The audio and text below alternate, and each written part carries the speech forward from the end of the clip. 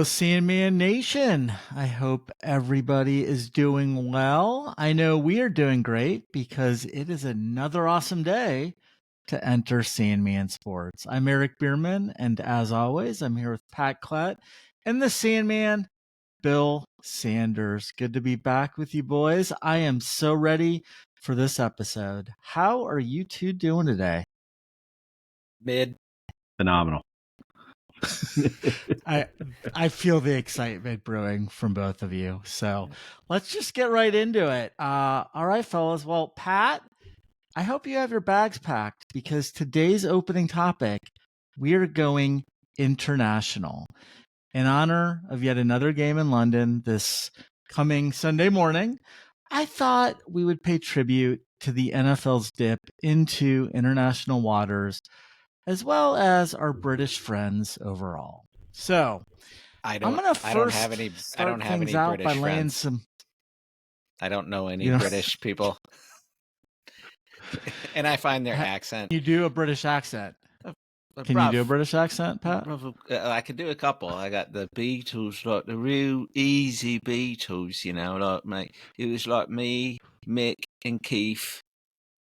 And then, the other ones like, hey, bruv, no problem. We just play, let's make some bets here, right? Good times. Yeah, Those are actually pretty good. I would like you to speak in both of those throughout the rest of the podcast. Can we do that? Maybe the beginning. I could probably try a little bit. Give it a shot, mate. We're going to start out with some facts. We're going to start with some facts about international football throughout the year. So, boys, the very first professional football game played outside of the United States. Any guesses as to what year that was? Does Canada count? Outside the United States? Well, I mean, maybe. 2002. I'm going to say 1994. We're going to go back much further than that. The very first professional football game played outside the United States was on November 8th, 1926, between the AFL's New York Yankees and the Los Angeles Wildcats. I'm sure he played this game in Toronto at Maple Leaf Stadium. Attendance was 12. I'm kidding, but I'm sure it was not quite as highly attended as today's games are. And the modern NFL, their first foray with an international game was in October of 2005 when the Arizona Cardinals played the San Francisco 49ers in Mexico City. That game did very well. It garnered a lot of interest and is considered the precursor to what today is called the NFL International Series. The first game played as part of the International Series was in October of 2007 in London at Wembley Stadium between the Giants and the Dolphins. The NFL currently commits to playing at least 4 games internationally each year. Each NFL team is guaranteed to play a home game at an international site every 8 seasons. As most of us know, the Jacksonville Jaguars have played the most games in London over the years. They have played 12 games total, with their overall record after last week's debacle, 6-6. They played back-to-back games in London last year and are doing the same right now as they lost the Bears last week, and they are getting ready to play the Patriots this week. So my first question to you guys is, do you like the international games? They're usually kind of boring. And that's it. You get the bad field in Brazil this year. You get, I don't know. It's all right. It's good to have that 9 a.m. game just for some extra action, but not really. Yeah, I like it because it's. I love the surrounding aspects of it. It's like I don't know. For me, it's a lot more about bringing in that international audience, having that flavor of a different city. I mean, does anyone care if they're going to Jacksonville, Florida? No. I don't know. I mean, it just I think seems you just way cool. offended 3.5 million residents of Jacksonville, Florida right now, Bill. Apologies, Jacksonville. But it was just the first thing that popped into my brain. I don't know. Eric, what do you think about it? So, yeah, I like them because kind of to Pat's point, it does give us an early game on those Sundays. But 6:30. if I'm being honest, I can't say I've ever actually sat down and actually watched a full game from there, other than the Bengals played there a few years ago. I do remember watching the majority of that one. But the other thing is, the Bengals have played there. I'm not sure I would ever be motivated to go there simply because they're playing to watch them play. So they're fine, but I don't get super excited about them. Yeah. I either of you guys been to London before, whether for a game or just to be there? No. Yes. You have been there, Bill? Yeah, I've been there 3 times. Oh, wow. Okay. Yeah. Cool. Yeah, I would actually say it's my favorite city on planet Earth. Oh my gosh. All right. Yeah. Well, that's a perfect segue then, because I want to give a little bit more love to our British friends over there who do such a good job hosting these games for us Americans every season. So my question to both of you is, and Bill, since you've been there several times, it's going to be easy for you, but what are some of your favorite British inspired things? It doesn't necessarily need to be something in London. It can be foods, it can be movies, TV, celebrities, tourist spots, just anything related to London or England. Pat, why don't you start us off? Not much. Beatles, maybe. Didn't they start The Office, the show The Office? Didn't they have a version over there? They did. Yeah. They did. Yeah. Other than that, I know, Eric, you're a huge James Bond fan, and as am I. So I am. Yeah. Yeah. James Bond, the Beatles, Oasis, and The Office. Otherwise, there's not much. Okay. It's really not much that they bring to the table. It's really a stupid country, really. I don't like it, and I don't like anything about it. No. I think the Sandman's going to beg to differ here, since it sounds like it's his favorite city. I hate the accent when I hear someone talking in that accent. Male accent. I just want to punch him in the face. And I'm not a violent person. Some of our listeners might not be too fond of it now after hearing you do it as well. All right, Bill, what do you got? Well, I mean, first of all, Pat could not be more off base on England. In general, I just think, first of all, English soccer, football, right, and I'm a huge soccer guy. I know you guys aren't, but the coolest sporting event I ever went to was at Emirates Stadium to watch Arsenal. And I tell you guys, I couldn't find it today when I was trying to do some show prep, but I wrote this piece on my experience, and I wish I could find it so I could send it to you guys.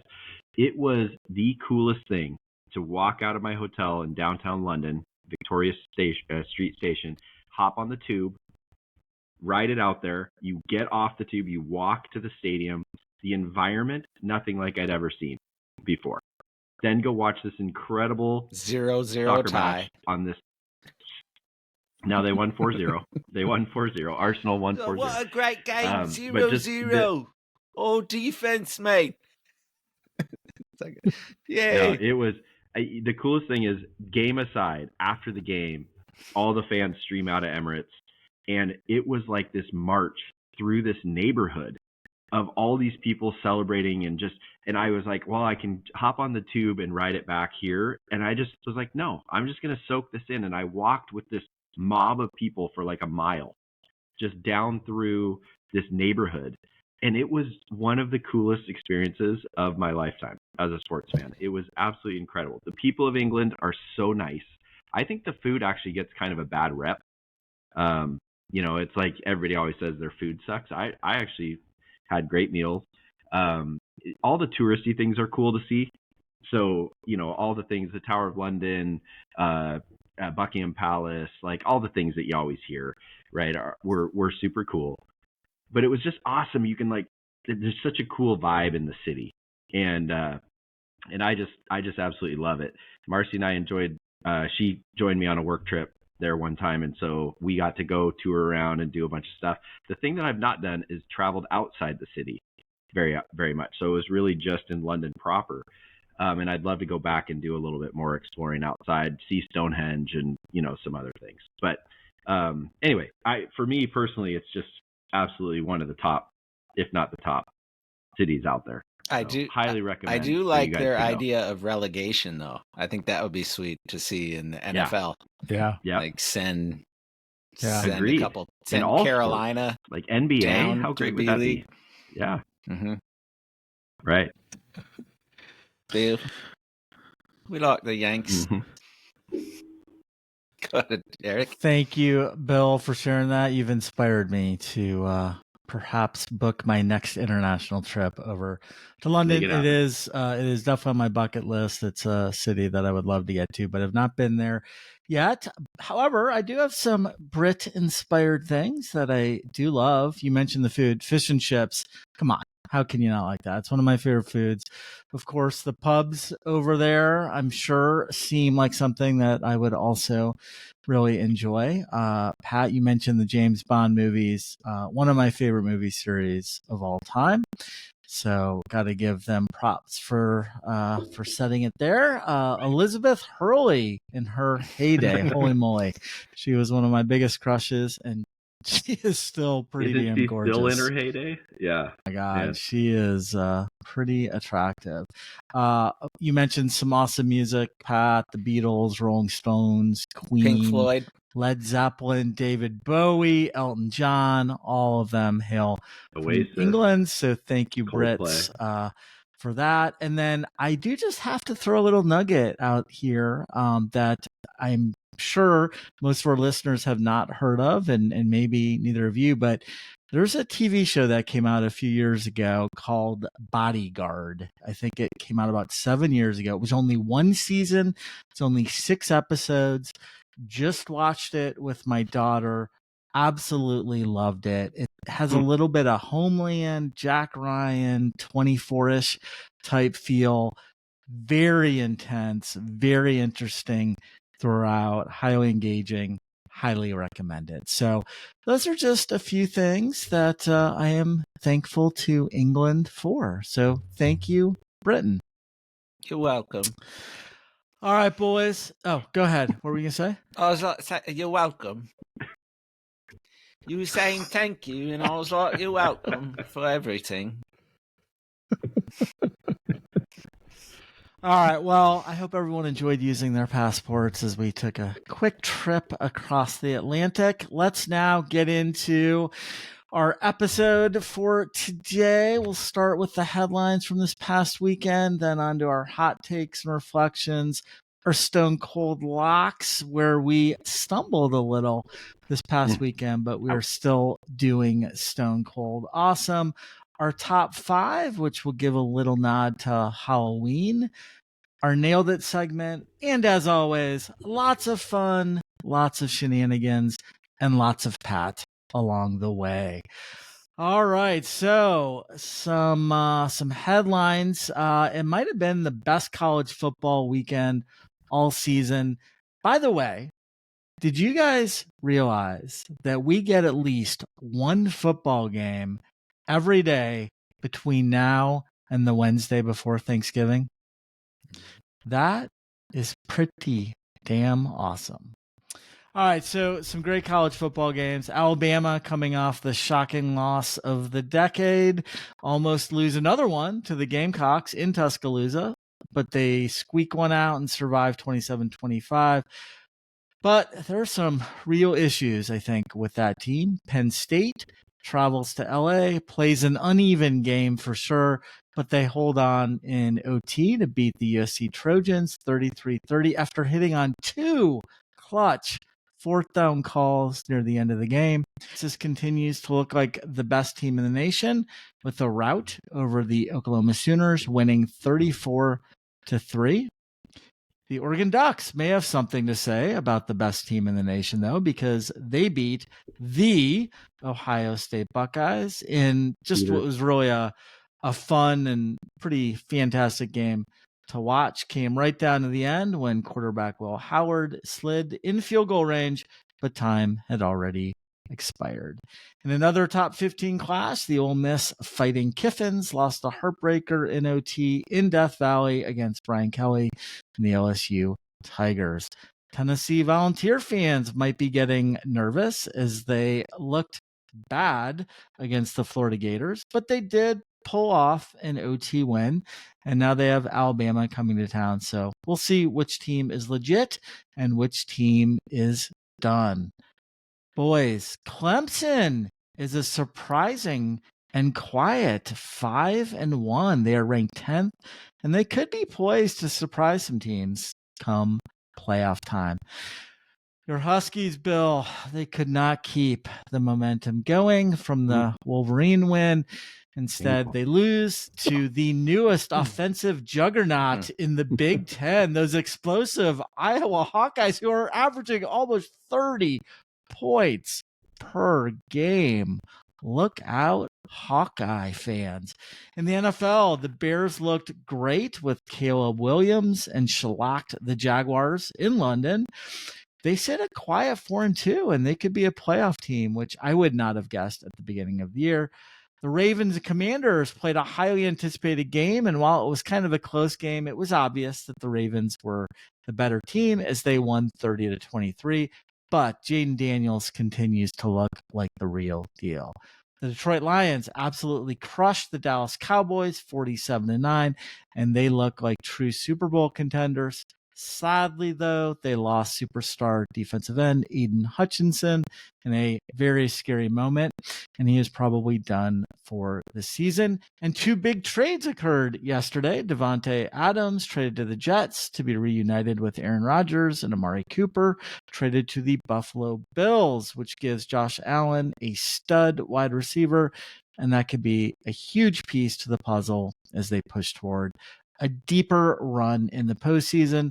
And in the Major League Baseball playoffs, we are down to the Final Four with the Dodgers versus the Mets in the NL, the Guardians versus the Yankees in the AL. Every TV executive is rooting for any combo except Cleveland. And could we have another Subway Series? All right. Well, I am excited to hear what you two think about this past weekend. Pat, lead us off. Yeah, you mentioned the trades: Cooper to the Bills, Adams to the Jets, and then the other one that I think is interesting is Tom Brady to become owner of the Raiders. I thought that was interesting. Tom Brady as a color commentary announcer. It's a little rough for me. It's hard for me to like him in that role. But I heard he's not the best. He's not the best, but there's a conflict of interest if he's the owner, where he can't say anything bad about the officials. He can't do any pregame interviews or do any of that.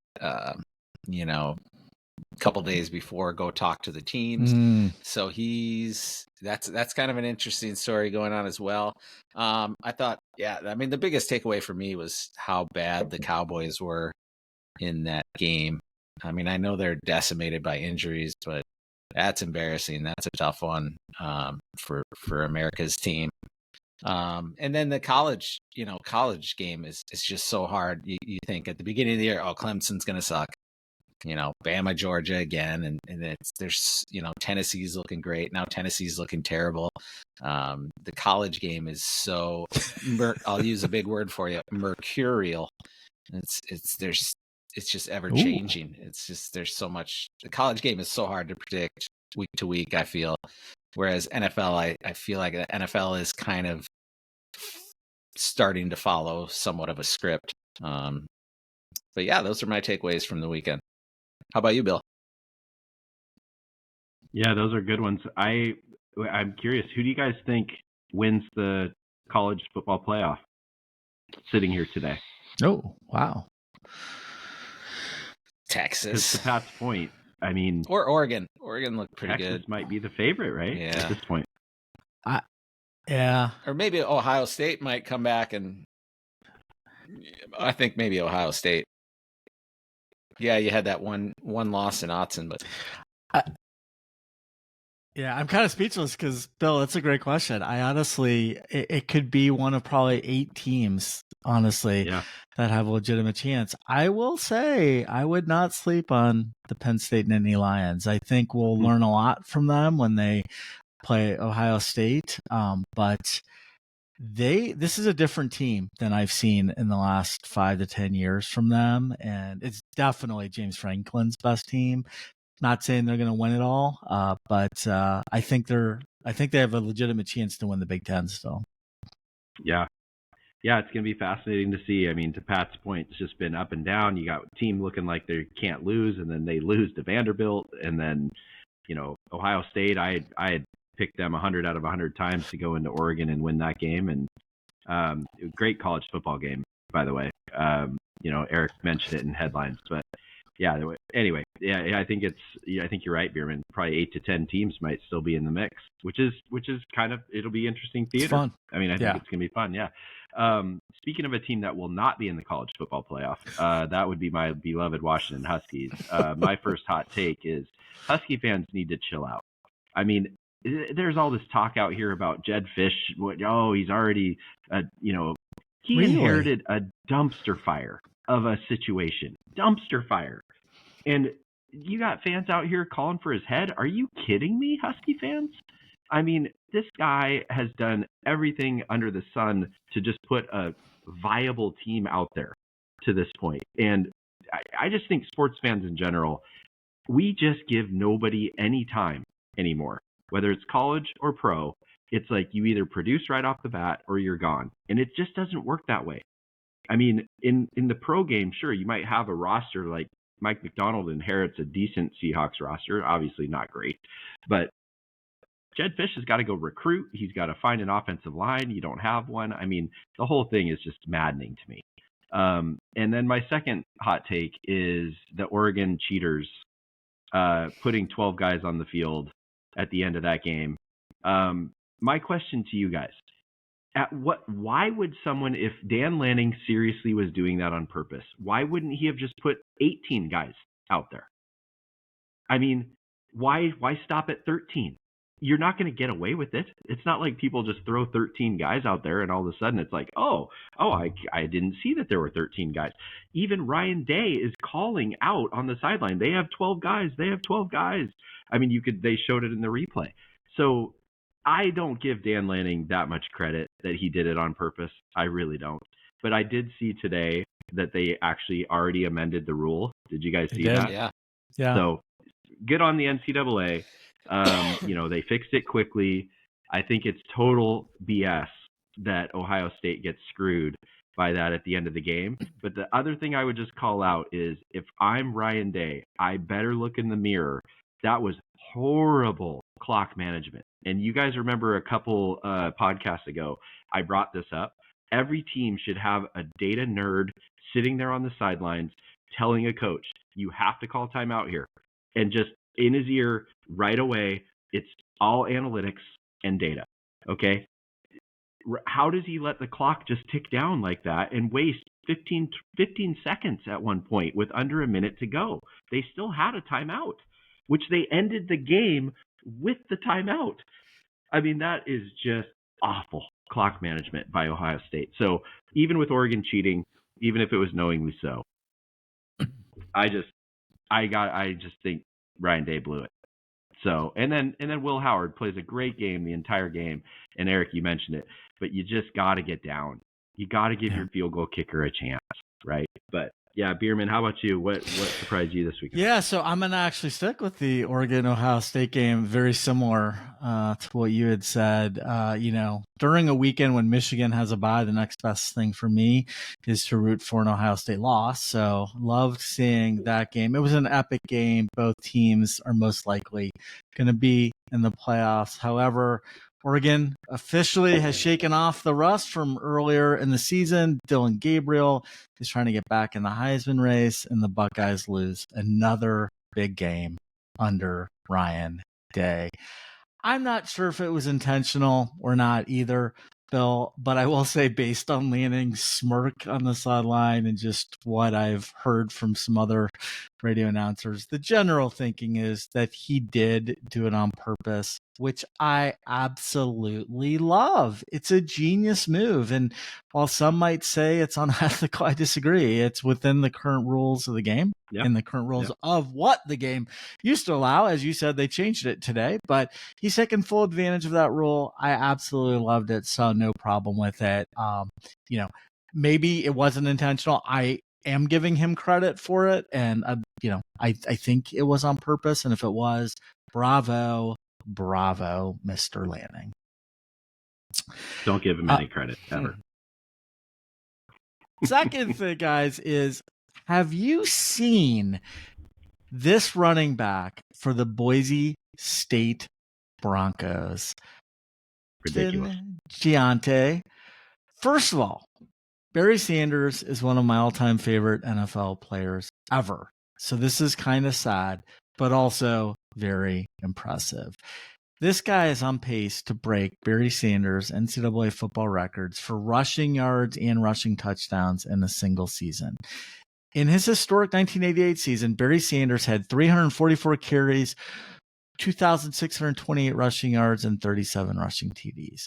This season, Ashton Giante is on pace for 294 carries, 2,912 rushing yards, and 38 rushing TDs. So less carries, more yards, more touchdowns. After 6 games, Boise State is 5-1. Giante has 126 carries for 1,248 yards. That's 10 yards per carry. He has 17 touchdowns in 6 games. He averages 208 yards per game. I haven't watched many Boise State games this season, but I have seen some clips of this guy. He is super electric. He's currently the favorite to win the Heisman Trophy at plus 160. Dylan Gabriel's the second favorite to win at plus 400. Boise State's remaining games are against a very good UNLV 5-1 team whose run defense is actually ranked 22nd in the nation. They only give up 105 rushing yards per game. But then they play 102nd defense ranked San Diego State, giving up 188 yards a game. Nevada, who's 59th in defense, in rushing yards allowed. San Jose State, 81st. Wyoming, 98th, and Oregon State, 122nd in the nation, giving up 221 yards rushing. Plus, he will also get his bowl game, most likely, so that will add to it as well. If this guy doesn't get injured, I do think that he's going to do it. And as much as I love Barry Sanders, I hope he does. I think it'd be pretty cool for a 36-year-old record like that from one of the all-time greats to fall. And most importantly, I hope I can draft Giante in our Cosmo Kramer Dynasty League next year, Bill. Yeah. It'd be nice to see a non-quarterback Heisman. It'd be nice to see a Heisman that's not a quarterback. I was thinking that too. Travis Hunter. It would be awesome. Or him. Yeah, Travis Hunter was, I think, 3rd or 4th when I was looking at the Heisman odds. He's definitely got a chance too, as well. And I just read I saw an NFL mock draft for next year. And those mock drafts, they change all the time. But Shedeur Sanders was number 1 and Travis Hunter was number 2 in this mock. So they definitely have some talent there in Boulder. No doubt. All right, guys. Well, speaking of talents, we are pretty damn talented when it comes to stone cold. Well, yeah, keep going back there. Last week was not your best showing. It was not our best showing as a team. Bill, you may have cursed yourself last week with your little bravado, but yeah, you went 0-3. I didn't do much better at 1-2, and Pat Klatt, the man, is still the bright spot. He went 2-1, and I am excited to hear all of our picks today. Pat, lead us off with your first stone cold lock. All right, I'm going to go, and this is kind of a reaction to last week, but Iowa at Michigan State. Iowa is giving 6 points, laying 6 points at Michigan State, but Michigan State is struggling to get anything going. They give up a decent amount of rushing yards per game, and Iowa with Caleb Johnson can run it and control the clock all game long. You might even want to parlay that with the under if you're feeling greedy, but yeah, I'm going to go with Iowa the way they took care of your Huskies last week, and the Huskies are a better team than Michigan State, so you feel like it just makes sense that they should not have a problem up in Lansing. So my first lock, let's go with Iowa laying 6 in Lansing. All right, Iowa -6. We got it locked in. I like it. What do you got, Bill? At that one as well, Pat. I'm sticking with my hometown city. I just don't see the Seahawks keeping this game close against Atlanta this week. I think after 3 wins against terrible QBs, they've come back to earth. The defense is still not healthy. It always seems like, I don't know if you guys have with Vikings and Bengals, but there's certain players that always just go off against your team. That's Kirk Cousins to the Seahawks. And it just seems like the guy always lights us up. Bijan Robinson should have a huge day. Give me Atlanta -3. Love it. Thought about that one. So when we started this at the beginning, what's that? Oh, I was saying that was my honorable mention game. I thought, Atlanta is probably going to roll. Somehow I think that line actually moved to -2.5 as well, but give me -3. That's fine, Eric. But all right. I'm surprised to see it go that direction. So when we started making these picks at the beginning of the year doing our podcast, I thought to myself, I'm going to pick a lock of the year at some point. And I'm going to promise, here we go. I'm going to promise our listeners that if I lose that lock, I am going to show up in our next podcast wearing to the nines Ohio State Buckeye gear. Whoa. Okay. Do you own Today any? Today is not that lock. But this is by far my top pick of the week, and it was very close to me making it the lock of the year. But we're going to hold off on that, build a little bit of suspense. But I feel very strong about this, and this is an off-the-radar type game. It is not a big boy game. We are taking the Louisiana Ragin' Cajuns, giving 3.5 points. They travel to Coastal Carolina. Louisiana sits at 5-1. They have a very well-rounded and balanced team. They have an offense ranked 45th in the nation and a top 20 defense. They're also extremely disciplined and efficient. They rank 8th in the nation in turnovers with less than 1 per game, and 11th in the nation in penalties committed with just 4 per game. They are very well coached. They head into this matchup against Coastal Carolina, who is reeling from a blowout loss to James Madison last week. Louisiana is going to cover very comfortably, winning by at least a touchdown, probably double digits. Give the points with confidence. Louisiana -3.5. Okay. I was ready for your lock of the year. Yeah. It's coming. We gotta build it up, It could be any week now. It could be any week. Not quite this week, though. Pat, what do you got? All right. My lock of the century. No, it's just my lock number 2. If I lose this one, I won't show up next week. No. I have New England getting points versus Jacksonville in London. Probably going to be a close game.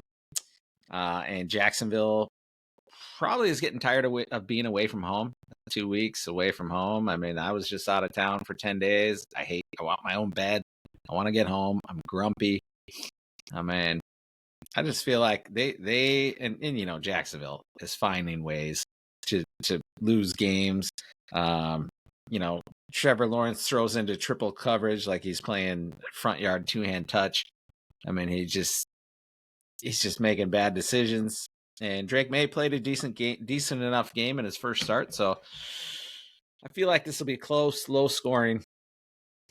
Jacksonville might win, but I think 5.5 is a lot of points for a London game against the Jaguars, who have not really looked good all year. Number 2, lock of. Kind of shocking that they're 5.5 point favorites against anyone. Yeah. Well. Yeah. Yeah, for my second one, the hated Ducks. This just feels like the classic letdown situation for the Ducks. They are now on a short week. They play Friday night. They got to travel to wherever Purdue plays football, wherever that is. West Lafayette, Indiana. I know. I'm just kidding. But Purdue have they been good? They're since in the Drew Big Brees? Ten too, Bill, along with Nebraska. Yeah, exactly. Mm-hmm. Yes, thank you. Okay. Thank you for that. Nice. Yeah, that will never die, No. nor should it. I'll eat that one for the rest of my days. But yeah, this is one I saw this line fluctuating around a bit, but I have it at 27.5. I'm going to take Purdue. Doesn't this just feel like the classic letdown? They just have this massive emotional win. They played great. I realize that this is basically a professional football team with how much they pay their guys NIL, so maybe they're a little more prepared than other college kids to handle this type of thing. But they go to West Lafayette. They got to beat them by 28 or more. I just think Purdue keeps it close. Purdue battled Illinois last week to a crazy 43-43 tie and then lost in overtime 50-49. But yeah. I just think Purdue's going to be able to put up enough points to keep this thing. Now, again, I'm not saying Oregon loses this game by any stretch. They're going to win by 3 touchdowns. But give me the Boilers plus 27.5. I mean, we see it all the time. Team wins a huge game like Oregon just did, and they come out with kind of a clunker the next one. So did you guys see that? It's very logical that New Mexico game is like an over/under of 80. I think it moved up to 80. It's like the first game in a few years. Are you serious? Yeah, it's the first game in a few 80? years to hit I mean, you have to have 0 punts. Everything's got to go right to get that number almost. But yeah. Yeah, it's good nailed it segue, Pat. You don't even realize, but good segue. Or nailed it. Awesome. Segue. Yeah. All right. Well, for my second Stone Cold lock, 2 teams are currently undefeated against the spread, Army and BYU. 4 teams are currently winless against the spread, North Carolina, North Carolina State, Air Force, and Kansas. In one of my best bets in my article on our site, nrcmansports.com, I call for BYU's unbeaten ATS streak to end as they give 9.5 points to Oklahoma State, and I do think the Cowboys are going to cover. But for this segment, I'm turning my attention to the Kansas Jayhawks. Yes, they are 1-5 overall and have certainly not performed how they expected to as the season began. However, I think it is important to note that 3 of their losses were to tough teams with a combined 15-3 record: Arizona State, UNLV, and Illinois, showing they have faced some pretty tough competition. Lance Leopold remains one of the top coaches in college football, and Kansas still has talent on both sides of the ball, led by dynamic quarterback Jalen Daniels. Meanwhile, they play Houston. Guys, Houston is awful. They're giving less than a touchdown. I mean, Houston's been abysmal offensively. They barely average 300 yards per game. They're not going to be able to move the ball. Daniels will move this offense against the Cougar D. Back at home in Lawrence, I expect Kansas to make a statement and rout the Cougars. Give the 6.5. Okay. All right, Pat. Third one. Round it out for us. I have Baltimore versus Tampa Bay Monday night over 48.5 points. These teams score points. They have potent offenses and strong QB play. Feels like a track meet here. Just might be a little windy, but even so, if you like scoring, and who doesn't, this is the game that might score the most points this week. It's that looking back at both these teams, I think have gone over 48 points in 4 of their 6 games, or 4 of their 5 games. But they look back at their total scores. They're putting up points and they're giving up some points. So I feel like this one's going to go over. 2 solid quarterbacks. I like it. I like it. Who wins that game, Pat? Who wins that game? I don't know. I love the Ravens. I think they're so good, and Lamar is looking so awesome. But yeah, I mean, Tampa Bay, they're putting up points too, so it's hard to say, but I would say I would trust the Ravens more, because every once in a while Baker has a bad game, or an off game, I feel like. Yep. And this could be it. So I would go Ravens if I had to, but for sure I'm going over. What about you, Bill? Yeah, Bierman, what do you think in that one? I actually like Tampa Bay getting the points there. Okay. I think the Ravens are they're kind of bound for a little bit of a letdown here, a little let up game. I still think they will probably win, but I like getting 3.5 points in an NFL game. Yeah, especially at home, maybe. Yeah. But yeah. For me, my third one, guys, it's great. I mean, Bierman set this up with his best bets. I'm actually going to go with the Mormons. My third Stone Cold lock, I mean, Mormons on Friday nights. I mean, it's getting crazy, right? It's crazy in Provo on a Friday. My other thing is Oklahoma State any good? Isn't that seem like the Big 12 team that is just always highly mediocre? I know Mike Gundy, he's got the rep, he's got the mullet, everything else. He's 40. He's a man, Bill. He's a man. I'm a man.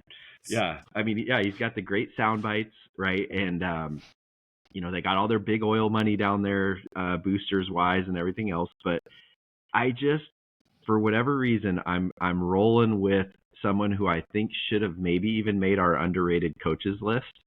Kalani Sitake. That guy can coach football. BYU looks good this year. Solid. And I think Friday night is going to be hype.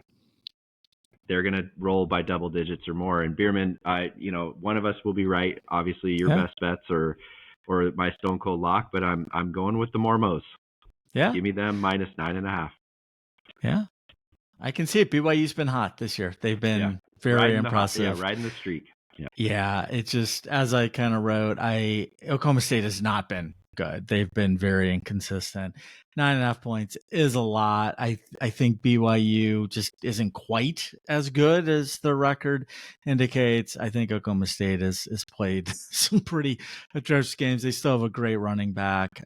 So I like getting that many points, but it very well could go the other way too. Especially your point on a Friday night could get a little rowdy there in Provo. So you never know. Lots of soaking, lots of craziness from the Mormons. All right. So my last one. So Bill, I know you know this. At the start of the season, you and I were in a draft with 6 other guys, where each of us selected 4 NFL teams in a snake draft format. The team with the most combined points or most combined wins at the end of the season wins the pot. So super simple. Believe it or not, the Minnesota Vikings were actually the last team chosen in that pool, and yet here they are. You guys one didn't of the invite NFL's me. last 2. You invited me. I would have picked them one. Yeah, you would have picked them first round. Yeah, they are one of the last undefeated teams, along with the Chiefs. Sam Darnold has been surprisingly solid. Their defense has been performing above expectations. However, Uh-oh. The Lions are looking like a true powerhouse, even after the heartbreaking loss of Aiden Hutchinson. They get 2.5 points here. Detroit's offense is a juggernaut. They average over 415 yards per game. Their defense is ranked in the top 12. Vikings have been great. I still don't think they're as good as the Lions. It is not often that you see a team of this caliber getting points, even on the road. I'm all in on the Lions this week. Give me Detroit and those points. That's a terrible pick. This is the worst pick. That's awful. I just felt like it's so weird. The Vikings have got no respect, it feels like, every single week this entire year. And then the best team they've played, they decide that they're a 2.5 point favorite. Yeah, that's true. Feels weird. Yeah. It just felt weird to me. If I were to have to pick a favorite, it should be a good game. If I were to have to pick a favorite person out of you two, I would pick Bill. Most people would. Pat, so you're in good company there. All right, gentlemen. I'm starting Halloween to not like you. is fast approaching. We thought it might be a good time to do a top 5 focused on our favorite candies. This can be candy or candy bars. Let's get right into it. Pat, I cannot wait to hear what your number 5 and number 4 favorite candies are. It's a tough one. A lot of good candies, but my number 5, I am going to go with Bit-O-Honey. The Bit-O-Honeys are underrated. Oh, yeah. Dude, that's great. It's like something that would come out of your grandma's pocket, and it's tasty. And I like a candy. I like a candy that gets up into your teeth and sits there for a while, and you kind of got to pick it out a little bit. It just sits in your teeth a little bit. The Bit-O-Honeys are underrated, kind of like my Vikings. I'm going to go with number 5, Bit-O-Honey. And number 4... the Vikings of candy. They're the Vikings of candy, for sure.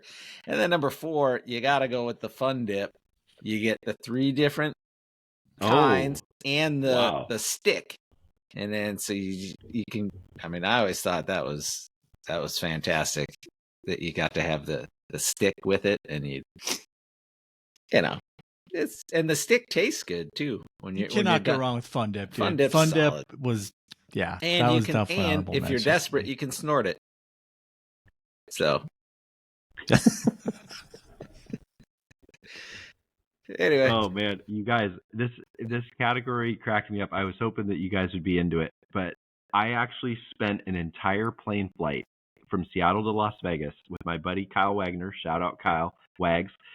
We broke down candy for the 2-hour and 30-minute flight from Seattle to Vegas. The entire flight. Awesome. Entire flight. And I'm not even a huge candy guy. But number 5, Pat nailed it. Bit-O-Honey. Same for me. I had the same one as my number 5. That's why I like you so much more than Eric. And then I know. We're just simpatico. Number 4, almond M&Ms. Just one of the best. I can't stay out of that freaking bowl. When Mars pours the almond M&Ms into like a little bowl, I just keep coming back. I'm not like that with most candy, but almond M&Ms cannot stop eating those damn things. So I had to put them in my top 5. Almond M&Ms for me are my number 4. Bierman, how about you? All right. Well, I just have to start by saying that I am much more of a salty snack guy than I am a sweets guy. But with that said, there is something around Halloween that just makes me eat a lot of candy, and I love every part of it. So for my number 5, I'm going to start with a couple, actually. Because they're all kind of similar. Sour Patch Kids, Airhead Extremes, and Sour Skittles. I love sour gummy stuff. All of those hit the mark, so definitely my number 5. For number 4, I'm going to go with an interesting one because it's the only time or place that I will eat coconut. I do not like coconut in anything else, but for some reason, I love Mounds bars. Oh. Chocolate, coconut, it just does it for me. I love it. Nice. What do you got, Pat, for 3 and 2? I almost went with the Almond Joys, which is a similar feel. But yeah, there you go. It's not bad. I know you like those Mounds too, but now we're not talking about candy. For me, number 3, I didn't think the top 5 candy would get creepy, but it just it was a tough. Guys, it's my turn. Okay, it's my turn. Okay, you had your turn. Number 3, I went with Butterfingers. Again, one of those that just get up in your teeth and stick around for a while. It was a tough call between Butterfinger and Heath. For me, I like both so much, but if I had to choose one in that category of chocolate that also sticks up into your teeth, I would go with a Butterfinger. And my number 2 is Nerds, or even the new Nerds clusters are pretty good too, because you get a little bit of gummy with the Nerds. But I think straight up Nerds for me, the yellow and red combo is great. Oh, okay. Because you can keep it in your pocket and shoot it like it's a flask. And so you know, from a young age, they taught you early, just take it out of your pocket and tip it back and then put it back away in your pocket. So I always felt like I was kind of a badass eating my Nerds, which I am a badass, 100%. But Fun Dip, candy, 100%. Cigarettes, and Nerds, then it's even better. I was wondering if candy cigarettes would make anyone's list. Those are no good. It's like eating chalk. Oh, I thought about it long and hard. I actually also thought, I didn't know if Big League Chew would qualify as a candy, like a gum, but how great was that to throw the pouch in your back pocket, your baseball pants, and then like just big wad of Big League Chew. And then 10 seconds later, it has no flavor. It's disgusting. But yeah, that was my 3 and 2. All right, for me, guys, my number 3. By the way, I don't know if we'll do at some point in time worst 5 candies of all time, but Butterfingers, that's my number 1 worst candy of all time. So Pat, I hope what? Yeah, no, worst. I cannot stand Butterfingers, and Pat, I hope I don't lose any status with Eric because it looks like I am going to here. Yeah, Necco wafers. You guys remember those things? You're still by far my favorite, Sanders, over Pat, but the gap has closed. So I know. Butterfingers, it's an unpopular opinion, but yeah. Oh, it's just a candy I can't stand. My number 3, top 5, the mini. It got to be the minis, the Reese's peanut butter cups. Yeah. The big ones, I understand you could just take a smaller bite. I understand it, but there's something about unwrapping that little guy and just throwing that thing in there. I could eat 20 of those little mini Reese's peanut butter cups. Those things are the best. And then number 2, I don't know if you guys have this in Cincinnati or in Mini, but do you have C's Candies? Is C's Candies like a thing? Yeah. Okay. I didn't know if that was a national chain. But have you guys ever had those turtles? I do not like the turtles. Oh, you don't? Wow. No. Okay, well, that's my number 2. I went with turtles. Pecan, I'm not a caramel chocolate. Yeah, I'm not a big nut guy, and those have like big nuts in it, right? The turtles. Yeah, the big pecans are in there. Yeah. What about these nuts? That's my 3 and 2. Huh? Spearman, how about you? What do you got for my number 3? So I'm going to go with Laffy Taffy, which actually used to be called Tangy Taffy. And I like that name a little better than Laffy Taffy. But has to be the large bar. It cannot be the bite-sized ones because they just aren't the same tasting in the smaller version. And it has to be cherry flavored. All the other ones, the banana, the strawberry, I don't like those. But man, they are so freaking good. I could even throw Now and Laters in there too, which kind of have a similar taste. And then for number 2, Pat, we're simpatico, buddy. Butterfingers. I gotta go. No, it's not Butterfingers. We're going with Nerds, buddy. There we go. It's basically pouring sugar down your throat. That's all it is. But man, it's that texture, that crunchiness. Mm-hmm. Oh, the flavor explosion. It is pretty damn good. So, Pat, good call. We are aligned there. Hit us with your number 1 candy. You're not that bad, Eric. I like you. You're a good guy. For me, number 1 it's an oldie. You might not know it. It's called Cherry Clan. And Cherry Clan is like we used to. I had a paper route growing up. Oh, yeah, you know it. Sounds racist. It's in that little Tiny those little box. boxes. Yes. Like with lemon heads. Yes. It's like yes. Okay. I know exactly. So what it's you're like talking Red about. Hot. You could either get lemon heads, Red Hot, or Cherry Clan. And after my paper route, every day we'd get to the end of the paper route, and there was a gas station, and I always go in and grab a 25-cent box of the Cherry Clans. And they're just, I mean, it's just, I don't know how to describe it. It's just, basically, it's almost like a Starburst, but not as fruity. It's. Oh, they're great. They're good. Yeah, those are really good. Yeah, so I would I think I like fantastic. I think it's almost like we were talking about movies, how you remember these movies as being awesome, and then you don't see them forever, and then you come back and you're like, oh, that was just okay. I haven't had a Cherry Clan since 1990. Do they still make them? I think I think they still make them. They might, but if they. Do they? Yeah. If you go to the world's largest candy store up here in Minnesota, they have everything. So I'm pretty sure I could find them there. Yeah. But yeah, Cherry Clans were money. They're good. I wonder if you found a box from 1990, if it would still taste be good. I'm sure. It probably would. Yeah, I'm sure it's still good. Yeah. Yeah. What about you, Bill? Pat, after 9 episodes of doing top 5, I think this was your best, man. You nailed it. So you brought it. You guys. Brought it with the Bill, what do you have for number 1? We know it's not Butterfingers, so no. Oh gosh, definitely not that. Definitely not Necco wafers. Do you guys remember those? Yeah. I love Necco wafers. Gosh, it's Bierman. No, disgusting. God, those things don't have any flavor. Just disgusting. Chalk. I can't do black licorice either. That would be on my worst 5. Yeah, chalk. It's like chalk. The my top one is something called Gorp. Okay, this is a generic thing. I don't know if you guys have ever had Gorp. It stands for gobs of raisins and peanuts. Okay, that's not what I want though. I don't want the Gorp, standard classic Gorp. We did a lot of backpacking as kids and up in the Cascade Mountains and different mountains here. And as a treat, my parents would allow my sister Tam and I to go into the store, and you remember where they have those like bargain bins of stuff, and you could just like take out scoops, and so we would mix our own Gorp. Okay, so you'd gotta have butter toffee peanuts. That's in there. Yeah. Maybe raisinettes if you're really running with scissors. You might throw some raisinettes in there. You may go like almonds or peanuts or some other just standard nut.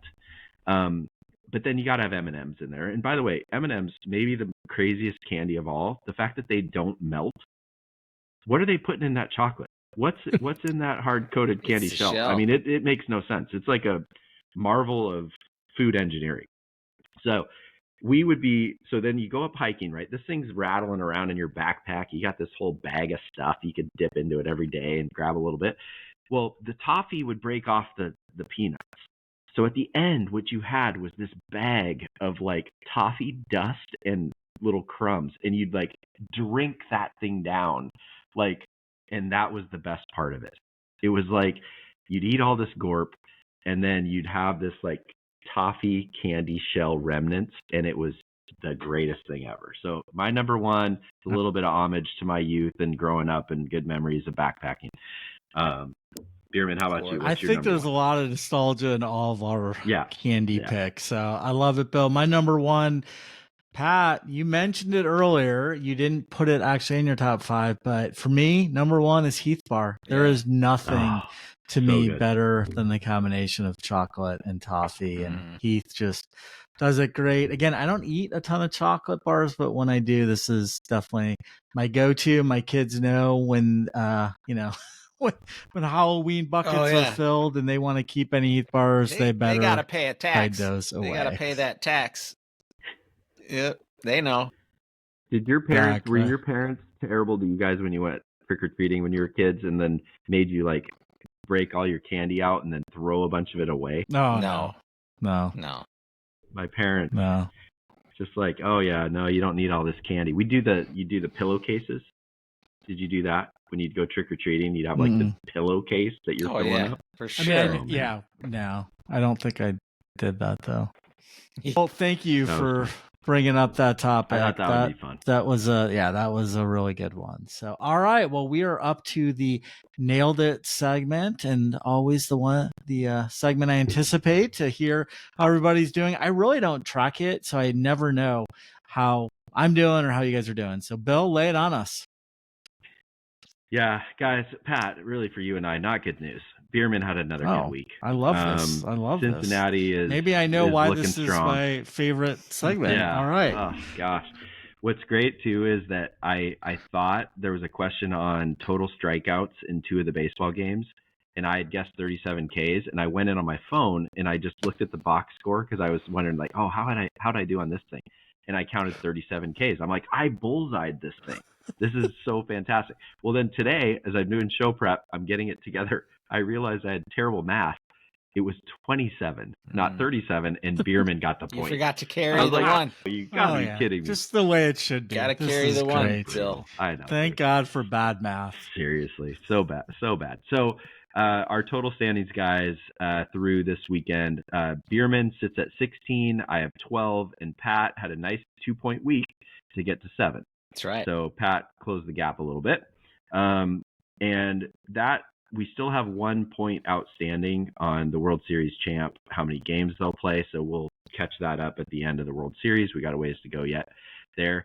Real quick, just to recap the questions, only 3 punts this week in the UW versus Iowa game.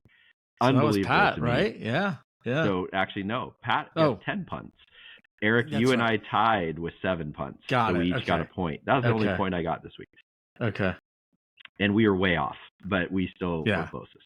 Pat nailed the total rushing yards by the 2 starting QBs in the Monday Night Football game, Josh Allen and Aaron Rodgers. It was 18 yards. Josh Allen had on 9 carries, too, which I thought was kind of crazy. Aaron Rodgers, 0 rushing yards. So Pat guessed 28. He was closest there. The total strikeouts I already talked about. Game 1 of the WNBA Finals between Pat's beloved Minnesota Lynx and the New York Liberty. Huge fan. Point. I was going to say, that was not me, because that got boxed in, and that was 88 a big one. points. Yeah, Eric was boxed in with 160, but Pat guessed 161, and there was actually 188 points scored in that game. Kind of crazy high scoring. And then the last one was the winner scored a par at the Black Desert Championship, which I don't know if you guys got a chance to watch any of that golf this week, but what a cool course. That thing, man, it just pops, even on TV. I'm sure it would be really fun to play.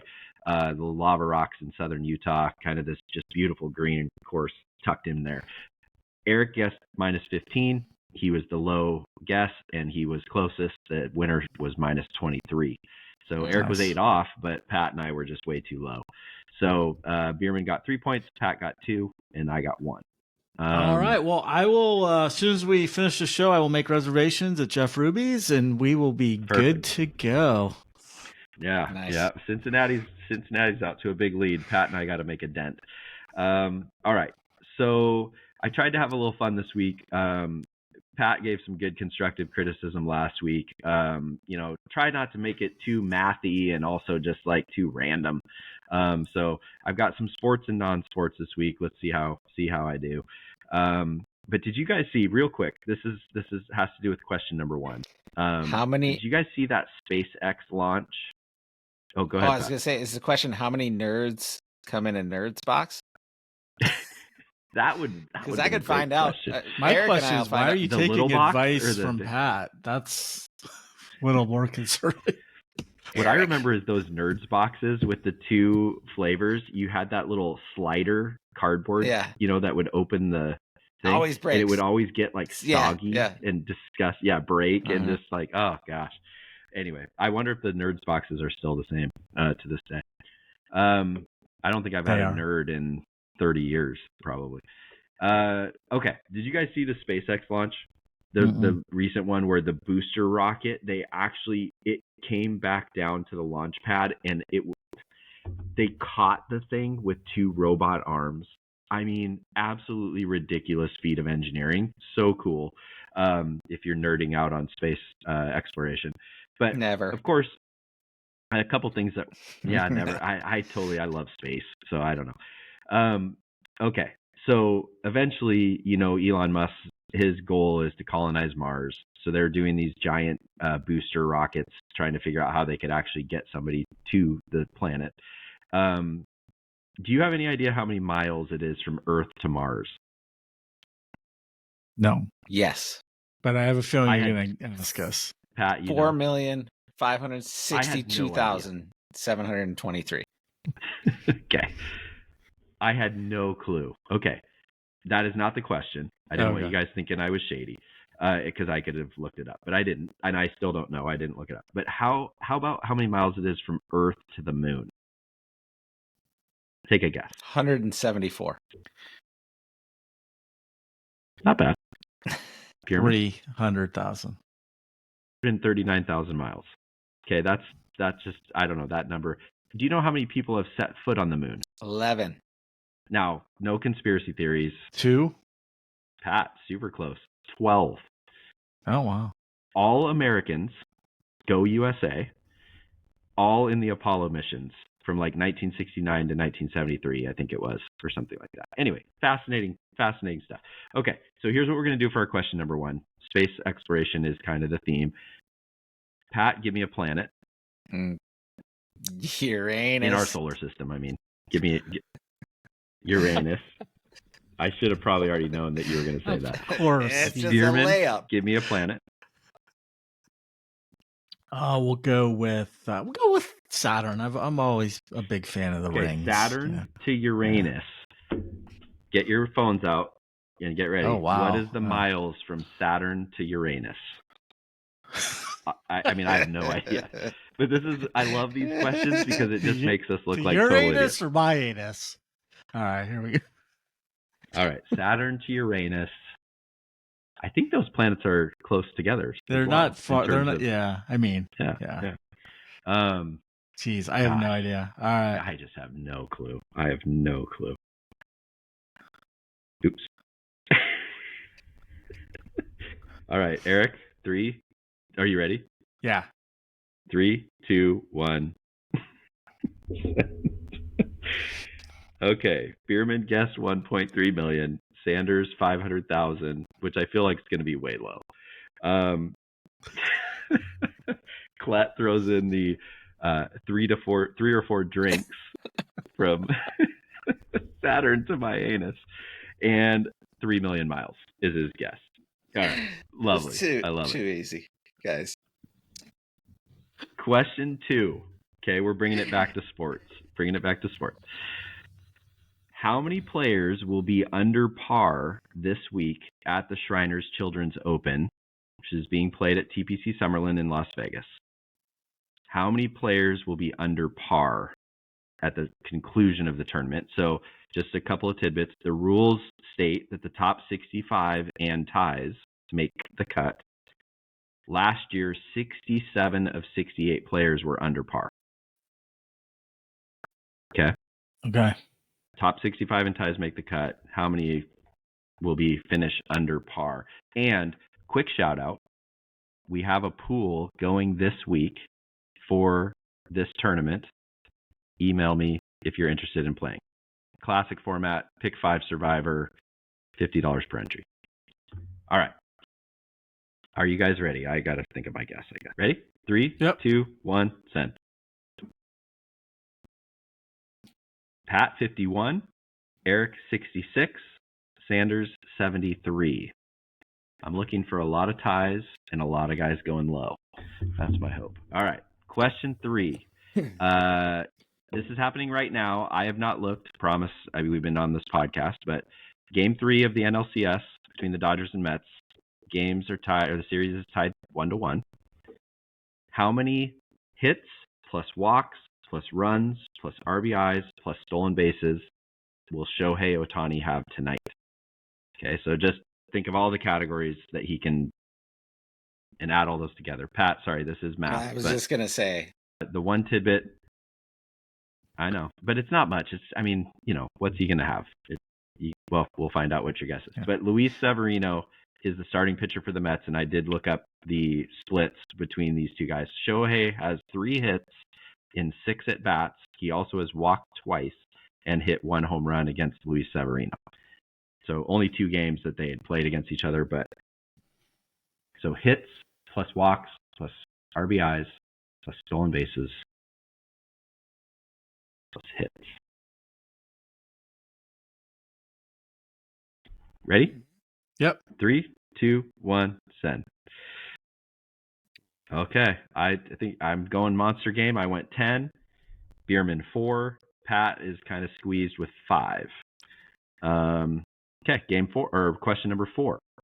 Okay, non-sports. What will the coldest temperature on planet Earth be tomorrow? 10/17. We're recording this on Wednesday, 10/16. Here's some tidbits. On planet Earth. Okay. Not the on US. Planet Earth, yeah. Okay. On planet Earth. Here's the thing. Yesterday, Volstock, Antarctica was minus 86.3 degrees Fahrenheit, which I thought was crazy. I never would have guessed that cold. We are throwing out Antarctica from the spread. The continent of Antarctica is off. It had like the top 8 in terms of lowest temps. Okay. Greenland, where my dad was stationed in the Coast Guard, was minus 42.2 degrees Fahrenheit yesterday. Okay, so not Antarctica, coldest oops, typed it in wrong. And I'm going to assume Fahrenheit. I know Pat loves his stuff in Celsius, but we're going to go. I thought we'd do Celsius. Pat. What did they do in London? I thought we were doing a London theme. Yeah, Celsius. No, I know. I went Fahrenheit, sorry. 3, 2, 1, send. Pat minus 34, Eric minus 41, Bill minus 48. And Eric was 41.3. Very nice, Eric. Yes. I love the specificity. Okay, last question, boys. Pat mentioned this earlier. Crazy scoring of points this year in college football. I mean, I went back and looked at the last few weeks. We have handfuls of games that are over 80 points total scored. It's been crazy. So the question number 5 is, what is the total points of the highest scoring D1 college football game this week? Last week it was 99. The week before that it was 92, Boise State versus Utah State. The week before that it was New Mexico State versus New Mexico, 90 points. Are you guys ready? 3, 2, 1, send. Pat 98. Oh, Bierman, we tied again. Every week. Yeah. 88 points for me and Bierman. That's it for Nailed It, boys. Hopefully Seattle can make a comeback this week. All right. Those were fun, Bill. I liked that mixture there. That was good. So awesome. Good luck. All right. Well, thank you both for another awesome show. It is sadly time to exit Sandman Sports. Thank you, listeners, for tuning in every week as well. Before we leave, just a couple reminders. Please check us out on Instagram at instagram.com/entersandmansports. Check out our website at entersandmansports.com, where, as we've said, we have tons of articles, expert advice, videos, podcasts. We also just recently added weekly polls, and we have our Nailed It questions and our standings there. Please subscribe to our YouTube channel at Enter Sandman Sports. Follow us on Facebook at Enter Sandman Sports. Thank you, everybody. Have an awesome week. Peace out, boys. Good luck, everybody. See you guys.